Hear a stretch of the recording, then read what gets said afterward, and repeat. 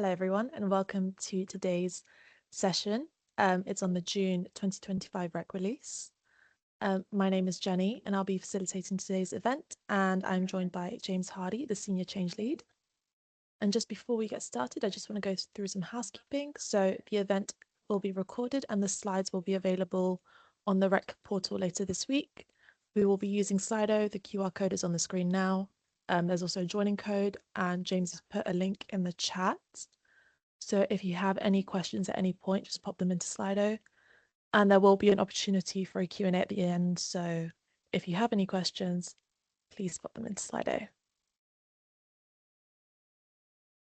So I'll just leave that on the screen for a moment while people join.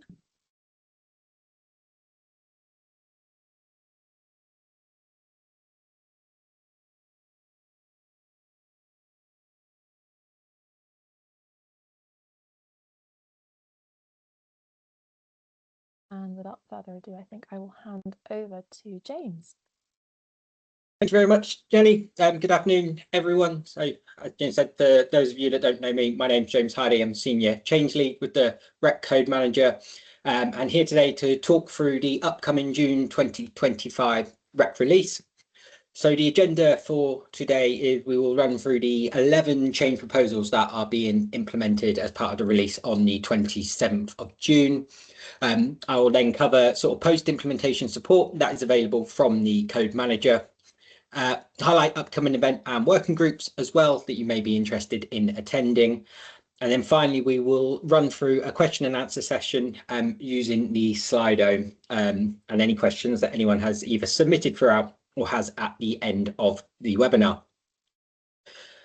So without further ado, if I can next slide, please.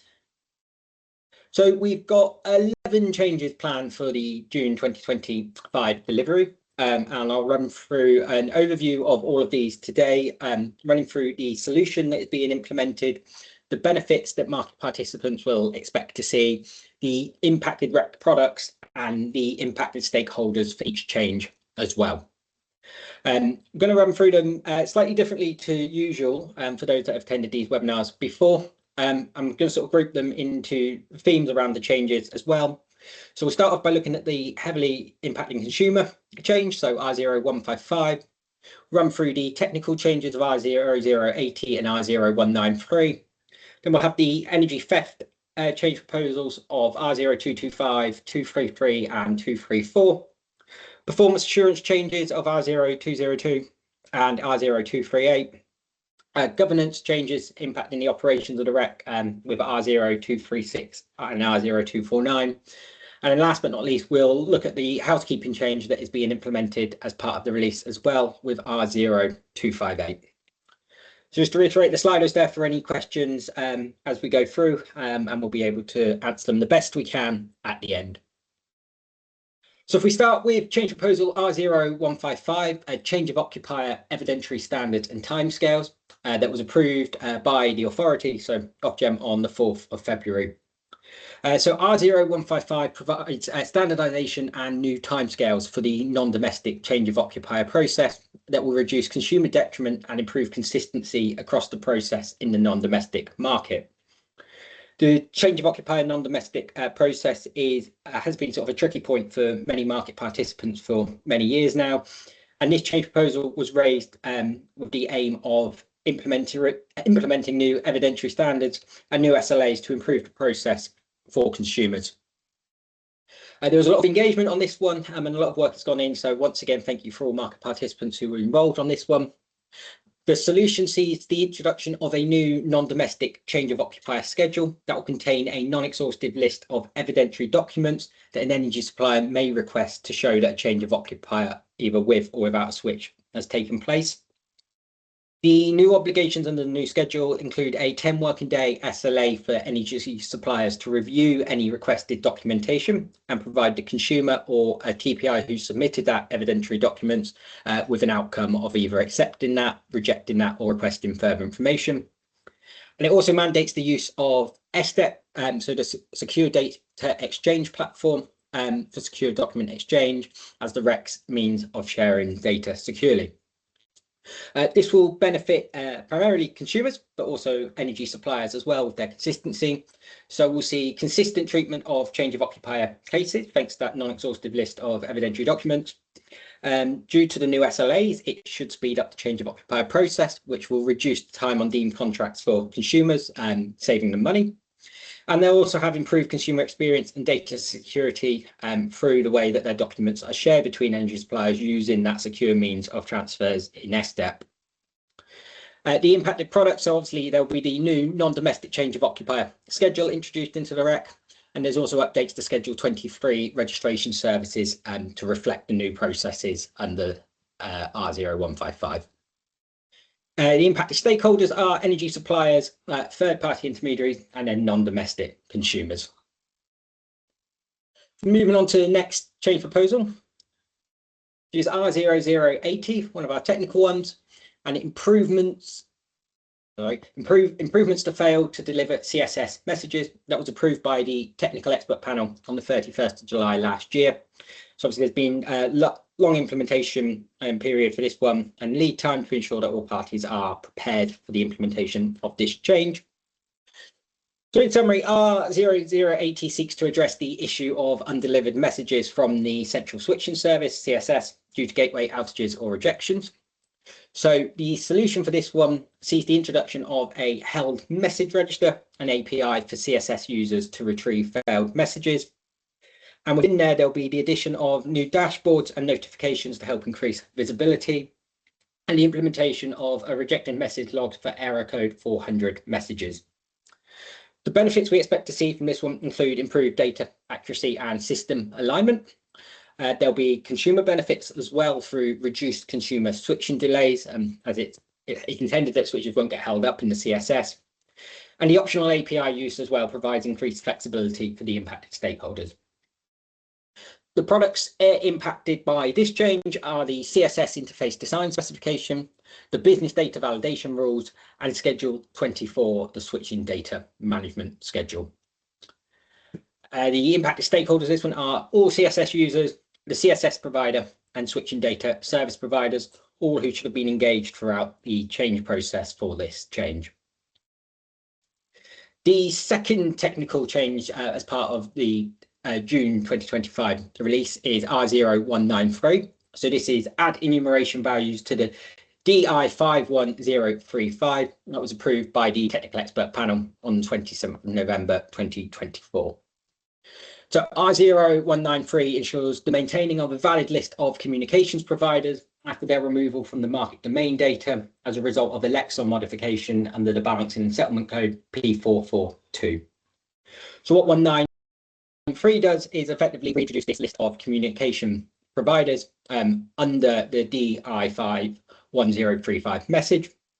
So we'll add this cleansed list of enumeration values to that data item and will ensure that a valid list of communications providers are maintained within the REC.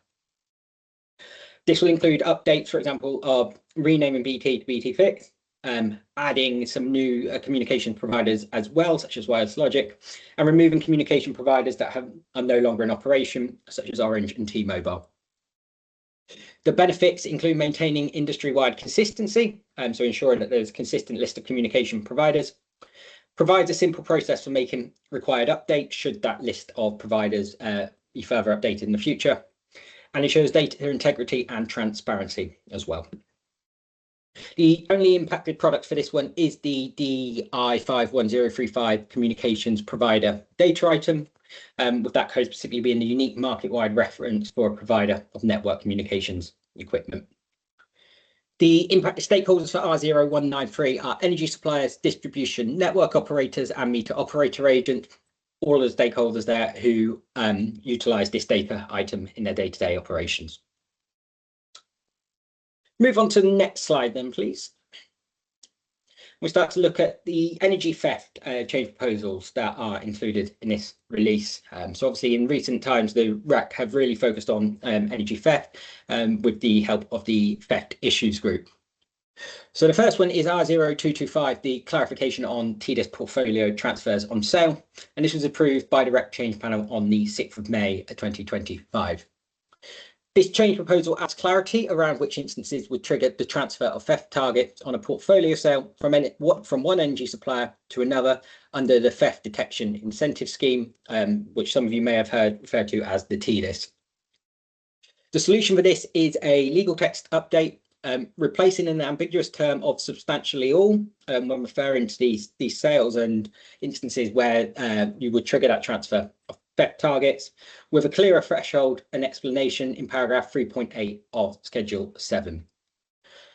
Obviously, by having an ambiguous term, it could be open to misinterpretation and creates a lack of consistency. So this change will help reduce ambiguity and ensures consistent applications of these theft transfer targets. The only impacted product for this one is Schedule 7 with that legal update. So that's to the energy theft reduction schedule. And the only impacted stakeholders for this one are energy suppliers. Moving on to the next theft change proposal is R0233. Sorry, Jennifer, just go back one slide. Thank you very much. It's the introduction of an energy theft unit ETU under the REC. It's important to note with this one, this has been submitted to the authority for approval, and we are still awaiting that authority determination. If that authority determination is received prior to the 27th of June with a decision for approval, it will be implemented into the June 2025 release. If that decision comes after the release date, the Code Manager will provide further updates on any implementation of this change proposal. But subject to approval, R0233 would establish a dedicated energy theft unit, the ETU, in partnership with the City of London Police to investigate and prosecute organised energy theft and associated crime. So the solution sees the introduction of a new energy theft unit that will operate GB-wide, supported by a referral assessment service that I'll come on into in a later change proposal. This unit will focus on tackling organised crime around energy theft that will help ensure public safety and also reduce financial losses from energy theft for market participants. The estimated cost for this solution is £1.6 million per year, funded through the REC. However, some of the benefits will mean that money is nothing compared to the savings that market participants will experience from tackling energy theft. Some of the further benefits that we'll see is it will enhance enforcement and deterrence, so try and put off people from engaging in energy theft. The reduction in financial losses, as I just touched upon, and it will also improve public safety and increase industry collaboration as well. As a result of the introduction of this theft unit, there are updates to Schedule 7, the energy theft reduction schedule, and the impacted stakeholders are energy suppliers, the retail energy code company RECCO, and the REC Code Manager will all assist in operating this energy theft unit. So I've touched upon the referral assessment service, brings me on to the next change proposal, which is R0234, the introduction of an energy theft referral assessment service under the REC. And similarly to 233, this is also awaiting authority determination under the same circumstances. If a decision for approval is received before the 27th of June, it will be included in the June release. If a decision comes after that, the Code Manager will provide further updates around the implementation in due course.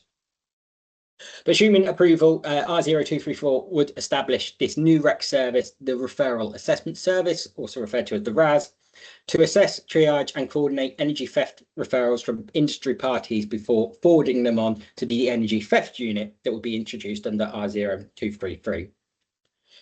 So as I said, this will establish the RAS as part of the solution and standardise and streamline the referral process, ensuring effective and efficient engagement with that energy theft unit.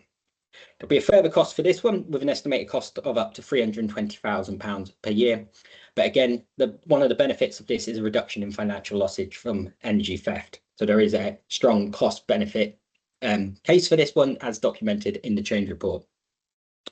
The other benefits we expect to see from R0234 include providing quality assurance for energy theft referrals through increased consistency, accuracy and evidentiary completeness.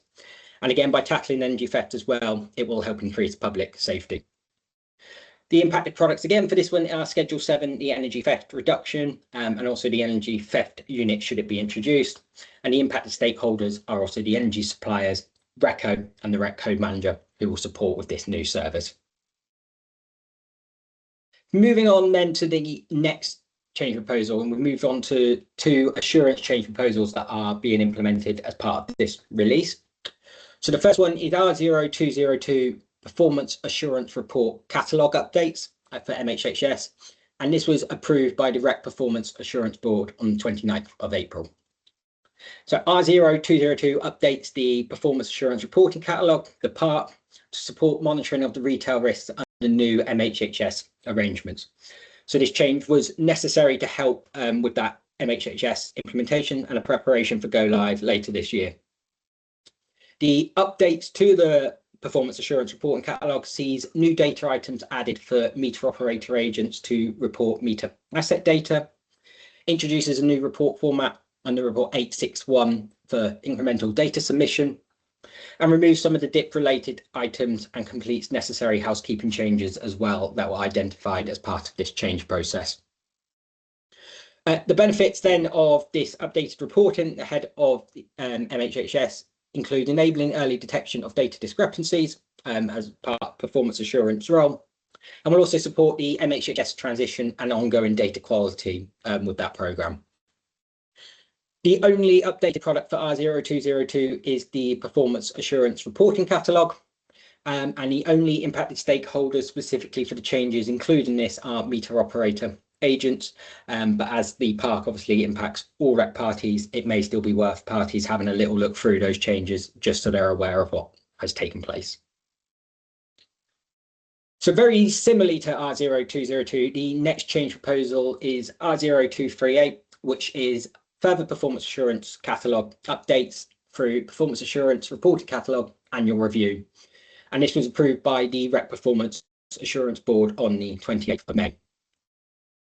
So each year, the REC Performance Assurance Board are required to complete a review of the PARC to ensure that it is up to date and is an accurate reflection of current REC obligations. So R0238 implements the changes to the Performance Assurance Reporting Catalogue highlighted in their annual review to reflect those current obligations and improve clarity. The solution will see the PARC updated to version 5.2 and includes removal of outdated file formats, typographical corrections and updated references, and ensures the risk mapping updates are aligned with the retail risk register appropriately. The benefits from this change include improved data quality and clarity that will help reduce the risk of reporting errors by REC parties due to misinterpretation, and as well ensures that the PARC is aligned with the current REC obligations, including all the changes that have been implemented in the past year. The impacted product for this one is only the Performance Assurance Reporting Catalogue, and this one will impact all REC parties as it has reviewed the entire PARC. On the next slide, I listed the 15 PARC amendments to this change. Slides will be shared obviously after this session as well, where you can have a look at this in a little bit more detail. But as I said, 15 amendments and some sections being removed, some of those updated references as well. For example, removal of references to the MRA, and also data items that have been mapped to a different retail risk. Just leave that for a few seconds to have a little look through. As I said, the slides will be shared afterwards. Move on to the next slide then, please. And we move on to some governance change proposals. The first one is R0236 REC Party Auto deaccession proposal that was approved by the REC Change Panel on the 4th of June. So this change proposal will allow the code manager to expel REC parties who have not qualified within 12 months of accession to the code and also have not contacted the code manager within 6 months. So the solution for this change proposal obviously will allow the REC code manager to expel those REC parties as long as these key conditions are met. And these are the key conditions that have been added to the REC main body via legal text as well. So it will be for any REC parties who have not completed any qualification in any role, have had no contact with the code manager in more than 6 months, and it's also been 12 or more months since their accession. The solution also sees amendments to Schedule 19, and this is to ensure there are no conflicts within the code.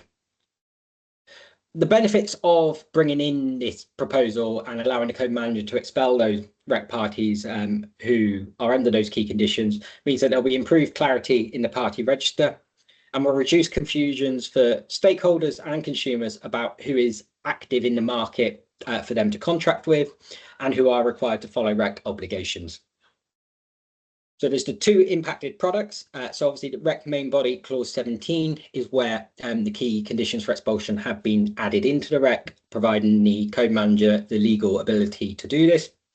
And as I said, the updates to Schedule 19 market exit and supplier of last resort, just to ensure there are no conflicts within the code. The impact stakeholders for this will obviously be all REC parties, but at the moment, we believe that this proposal will currently be applicable to roughly 80 existing parties, most of who are safe isolator providers or SIPs. If you do have any particular questions on this one as well, the OAM team will be able to assist. Moving on to the next change proposal is R0249. And this is a correction to change management schedule regarding subcommittee voting that was approved by the REC change panel on the 4th of June. So R0249 amends section 20.4 of Schedule 5 to accurately reflect the voting arrangements of responsible subcommittee voting and removes conflict that were identified within REC documents. So the background to this was that the current wording around subcommittee voting, so obviously boards like Performance Assurance Board, Metering Expert Panel and the Technical Expert Panel was slightly incorrect in the schedule. So the solution is to amend section 20.4 of the change management schedule from decisions of relevant responsible subcommittee shall be made by a majority vote to decisions of the relevant responsible subcommittee shall be made in accordance with the terms of reference of that committee. This reflects that each subcommittee has slightly different voting arrangements, particularly the Metering Expert Panel. And by bringing in this solution and change of wording, it ensures that those voting arrangements can remain in place and that the code is correct in the current procedures. So obviously the benefits from that is then this will remove unintended conflict within the code, ensuring there is no ambiguity or confusion, and also allows us to maintain the appropriate and bespoke voting arrangements for the Metering Expert Panel. The only impacted product for this one obviously is Schedule 5 change management schedule, and it is just that legal text change. And impacted stakeholders are all REC parties, as all REC parties may engage within change proposals that go through the Metering Expert Panel and other subcommittees, and the responsible committees as well, obviously particularly the Metering Expert Panel. And I believe next one is our last one for this release, and that is R0258 Housekeeping June 2025 that was approved by the REC change panel on the 3rd of June 2025. So obviously housekeeping changes are a type of change that the code manager is able to put through as part of a release to help sort of ensure that the REC documents provide accurate clarifications and also are grammatically correct as well, and correct any typos or updated links as well, hence the name housekeeping. So R0258 makes non-material changes to the REC products to correct these typographical, grammatical or consistency errors, and introduces any new necessary clarifications. Any amendments made under this solution do not alter the intent or substance of the REC, and it will only implement non-material corrections and clarifications, again to improve the consistency, accuracy and usability of the REC and its products. So obviously, alongside providing clarity and consistency, it will also reduce the risk of misinterpretation of the code by REC parties as well. 4 documents have housekeeping changes as part of this release. So it's the EES API interface specification, GES supply point switching API technical specification, the GES supply point inquiry API technical specification, and Schedule 28 related metering point schedule. The impacted stakeholders for these products are GES users, EES users, energy suppliers and distribution network operators. Just to clear that, gas inquiry service users and electricity inquiry service users. But as mentioned, there's sort of is no impacts of these changes. They're non-material. They're just ensuring that the REC products are an accurate reflection and also take out any errors that have been found. So that is the last of the 11 change proposals that we have going into this this REC release later this month. Obviously, many of you will have been involved in the change process throughout these changes as well, but we will continue to offer post-implementation support on these as well. So if we can next slide, please. Fantastic. So if you do need support relating to anything in this release, whether it's preparations or any questions around the change proposals being implemented, you can raise a service desk inquiry or email us at inquiries@recmanager.co.uk. You can contact your operational account manager, or if your inquiry is relating to a technical issue with that gas inquiry service, you will be able to contact Exoserve via the link on the slide. And you can also use the switching service management system to get help and support without any technical queries about switching. And again, the link to that is on the slide as well. Specifically for change proposal R0155, so the non-domestic change of occupier, we are aware that there's a lot of interest and engagement on this change proposal as well. And for some impacted stakeholders, there are a significant amount of changes and queries. So we have provided additional material on this as well. So firstly, we have a recording from a specific R0155 change of occupier webinar where we talk through the solution in more detail, the steps required from parties and the impacts as well. And there is also additional guidance documents available on the R0155 REC portal page as well. The links to them will be in the slide as well. So plenty of support there should you need it. Any other questions as well, you can always reach out to the inquiries mailbox as well. And for those that are interested in our upcoming REC events and working groups as well, we have quite a lot on at the moment. So tomorrow we have the Gas Operational Metering Forum. And then on Thursday, 12th of June, we have the I0189 Voice of the Consumer Working Group. Friday, 13th, we have the REC Issues Group for June. And then on the 18th of June, we have the I0197 Metering Fault Resolution Process Working Group. 24th of June has the Tariff Interpretability Working Group. And then 2nd July, the Code Manager will be hosting a Performance Assurance webinar, running through sort of what do we mean by performance assurance, what is performance assurance functions in the code. And then on the 3rd of July, we'll be having our next Change Issues Group meeting. So if any of those events are of interest to you or your organisation, you are welcome to sign up to these by emailing us at inquiries@recmanager.co.uk. If you can let us know which event or working group you would like to attend, we'll be able to share the invites with you. So that is everything we have to present on this release. But obviously we've had the Slido out throughout for any questions and answers. So I'm happy to run through these if there are any, Jenny. Thanks, James. We don't have any questions at the moment, so I think we'll just leave the slide on the screen for a few minutes just to make sure we can address any questions that anyone may have. And as James mentioned, if you have any questions after this session, you're more than welcome to email inquiries@recmanager.co.uk.